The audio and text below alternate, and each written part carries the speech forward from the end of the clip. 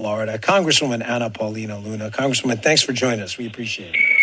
Hey, Dan. Thank you so much for having me back on. Of course. So you were at the hearing yesterday where liberal city mayors Brandon Johnson, Eric Adams, the Denver mayor was up there, Boston Mayor Wu was up there. And what a disastrous hearing. You know, we just had an election. It was a resounding victory for President Trump, 7 swing states, popular vote victory in such a polarized environment. This was a huge landslide. And you'd think they'd have learned something. But Congresswoman, it really genuinely appears that they haven't, that they're still willing to die on this hill, that illegal immigration in their cities is just this wonderful thing. I mean, they didn't seem in any way contrite about this yesterday. Well, you know, the most upsetting thing to me is obviously the biggest idea here that they're trying to push is that illegal immigration is, Hispanic people, right?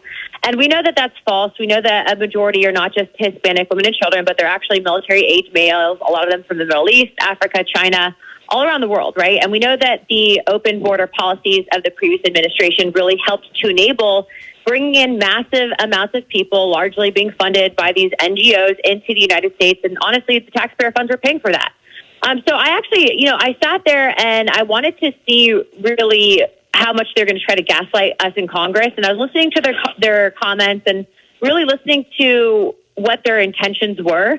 And as you saw with my line of questioning, I presented them with the law. I presented them with their own guidance for the city that enables these illegals. And, they lied to me, and I don't like that. So what I will tell you is I think they made a fool of themselves. And to Ms. Wu specifically, she kept talking about her young child. And obviously, as a new mother myself, I'm very sympathetic to that. But what I can't understand is how she could talk about her own child, her own experiences, and yet she's failing to realize that illegal immigration has actually hurt many mothers and many children permanently to where they're no longer here. And so I think that she needs to reflect on her positions because it's hurting people. Yeah, I couldn't agree with you more. We're talking to Congresswoman Paulina Luna. Again, listening to the hearing, I didn't see one single answer of any substance. I may be wrong, but I didn't hear it. But this has created this bizarre scenario. I don't know if you saw that video out of Denver, but they have an illegal immigrant in jail. And because of their sanctuary city policies, they did not notify ICE. So ICE waits for the subject to get out of the jail instead of doing a safe transfer in the jail, which is obviously controlled. Mm-hmm. And it turns into an officer-involved incident where the officer gets hurt. I mean, this is the kind of stuff where you gotta, you look at the Denver mayor who claimed, this is the first time this has happened. And I don't think I'm oversimplifying. Like, this is really just common sense. Like, we can do this safely, we can do this unsafely. This is not a really hard answer here. No, you're correct. And what I would always like to remind people is obviously as Republicans and as conservatives, we're about cutting through the red tape and bureaucracy, right? But these policies in these sanctuary cities actually are not put in place to protect Americans. It's actually enabling hurting Americans, right? And then also, too, these leftists claim to say that they're doing this for humanitarian reasons. Well, the actual illegal immigrants, the ones that are not the bad guys, are actually the ones that are most hurt by the bad guys that are coming here also illegally. So what I like to remind people is open border policies hurts people on both sides. That's something that when you present this argument to Democrats, as you'll see on the committee, they really have no argument against it because it's true. They know the facts. But then I'm also finding that right now, because we have the House, the Senate, and the White House, and really we have some great, wonderful people in various positions of government, that the Democrats are trying to use Washington, D.C. almost as like a B-list recruiting for acting. And so you're seeing them doing a lot of these vlogs, a lot of these TikToks. They're not actually serious about what they're putting out. And they're lying to the American people. And so a lot of people ask me on the Hill, well, what's it like being up there? And I say, well, when the cameras are on, these people are different personalities. When the cameras are off, they'll try to talk to you. They'll be nice to you. But they're really using it as propaganda. And that's, I think, the most upsetting thing about all this. Yeah, I was going to ask you a different question, but you're correct about that. It definitely is a two-faced kind of environment. I remember going up there and testifying about police and police use of force incidents and police reform. And I was up there, and the congressman from Tennessee with the fried chicken guy, the guy Steven, I forget his last name, who ate the fried chicken, the Democrat, pretty liberal guy. What is it, Cohen? Yeah, that's him. And he came up to me, and during the little recess there, Congresswoman, he couldn't have been nicer. And then, of course, when it was his turn to take a shot at me, which is, fine, whatever, do your thing, put on the act, but I think that's important, the point you just made, that a lot of this stuff that's going on up there is just an act. It is an act. And then you realize that they use that act to then fundraise. And then you have a lot of people in their gerrymandered, very blue districts that actually believe what they're saying. And I think that that's the danger in all this. So I've been really working hard to kind of lead by example. As you saw with my line of questioning, I don't get rude, but I'm presenting facts. And the facts speak for themselves. And I think that a majority of Americans agree with me when you present the argument in a respectful fashion. But, I am just happy that we have President Trump in the White House, because for the last couple of years since I've been elected, it's now my second term, beginning of my second term, we were trying to do everything that President Trump and his administration is talking about, whether it was cutting the crazy USAID funding, withdrawing from Syria, all of it. And we were so stonewalled by our own party. And so now that we have a strong leader at the helm who's really embracing these America First policies, but really policies that will help all Americans, not just Republicans, not just, women, not just men. Literally, he is the most bipartisan president ever. And you're seeing there's a massive amount of support and rallying around him. So we're very happy, and it makes my job easier. Yeah, you're seeing it in public approval. Right? It's not just you throwing random statistics out there. That's real. The approval ratings for everything from the joint address to Congress to his approach to immigration have been largely positive. Let me move to a different area, Elon Musk and the Doge. The media, I always say the media likes to tell you a story, but never the story. So a story the media wants out there now, which I'm sure you've seen in Political Playbook and elsewhere, is like the Doge, the American people are so fed up with the Doge. The polling doesn't say that at all, but that's a story out there. What is the feeling behind the scenes? Because, listen, we know who you are and we know who your conservative colleagues are, and we're happy we got people like you up there. But there are still some middle-of-the-road swampies who they see one bad article and they panic, right? Is there still a relatively, go ahead, unified effort behind the Doge and what they're doing? 1,000%, and you'll see that by the Doge caucus. That we have caucuses for everything up here in Washington, but the Doge caucus has over 100 members from all cross sections of the Republican governing body, and all of these members, for the most part, are extremely supportive. I'd say like 95% of the Republican delegation is super supportive. And what we're also finding, and we were actually, the conference was with Elon last night, and we got to talk with him. And he said, look, we're providing common sense approaches here, like, running this like you were doing a corporation, right?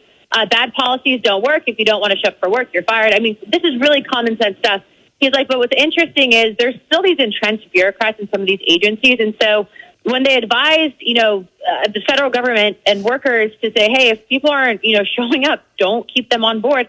And then there was these mass cuttings specifically to various agencies. He's like, I can't give people common sense on how to run their operation. Like, ultimately, that's the agency that has to do that. But then you're finding the entrenched, bureaucrats are making those calls, I think, in an effort to undermine what Doge is doing. So that's the first thing. But the second thing would be is that we have all seen, the entire Republican conference has seen a group called Indivisible. It's funded by George Soros, and it's a group that's actually running a robocall operation within our districts, trying to make it seem like our constituents don't like Doge. And we know for a fact that they do, specifically because we can trace some of the numbers when they call, or we ask for the addresses and we'll know whether or not they're in the districts. But this is a massive operation happening across the country. They all organized protests actually on Tuesday. So this is not just in Florida, but literally across the country. There's protests at Republican members' offices nationwide. And then also, too, what they're doing is they're trying to mob people at town halls, which, to be clear, if you really want to connect with voters, this, Dan, you can do teletown halls. And so they're obstructionists. They don't really care about the country. They're leftists. They lost. They're sore losers, and we're pushing forward. I have no problem with you guys using political tactics to your advantage. I saw an article about Congressman Hudson. They said, he had suggested not doing some of these town halls if they're going to be infiltrated by leftist groups. And, some people lost their minds. Like, oh, my gosh, Republicans are cowering. No one's cowering. Cowering what? one's You do a cowering. town hall to talk to who? Your constituents. You don't do a town hall to talk to some guy who lives in San Francisco when you're a congresswoman from Florida who's paid to be there. That's not a town hall. That's a waste of time. Well, and also, too, they're getting violent. So I can tell you just my staff alone from this past election till now, and then just kind of the increase in security threats that we've had from just nut jobs. For example, the other day on the Hill, this guy showed up and he had tried to present a member in the Senate side with a gavel, and he had my car on him and a pistol in his vehicle. You know, stuff happens like that to where you realize that we are kind of at a point. Look at what happened with President Trump, to where a majority of the country, as you're seeing in the polling, with the popular vote as well, President Trump winning that, realizes, you know, that this radical ideology, that this is not normal. And so I always kind of present it like this. If you have a child that's misbehaving, sometimes the best thing to do is to correct the child's behavior and then ignore bad behavior. And I feel like we're kind of at that point in our country right now where we're going to starve them of attention that they're so desperately wanting. We're not going to engage. We're going to let our work reflect and show the American people for themselves what we're doing. And if people want to act crazy and act violent and act un-American, then they'll be dealt with accordingly. Congresswoman, last question. I'll let you go. I appreciate your time. Congresswoman Anna Paulina Luna, I think what's benefiting you right now on that front, too, with the deranged, threats and all this other stuff, is President Trump is the first president in a long time who's practiced this flood the zone, rock'em sock'em robots. So when they get all excited about one thing, I mean, you've never seen anything like this. And either you know it. I mean, I've never in my life. I mean, I loved Reagan. I've never seen anything like this in my life. Is when they get all excited about one thing, he just launches something else. And this scattershot approach is making them look so silly. Congressman, all they can do is sing. They keep singing on the House floor in front of USAID, and it looks ridiculous. Well, and then also, too, I was talking to a Democrat. I wouldn't tell you the name. He was like, these paddles were the dumbest thing they could have ever done at the joint address, because they didn't realize you can erase what's on the paddles and right. just become a viral meme, making them look dumb.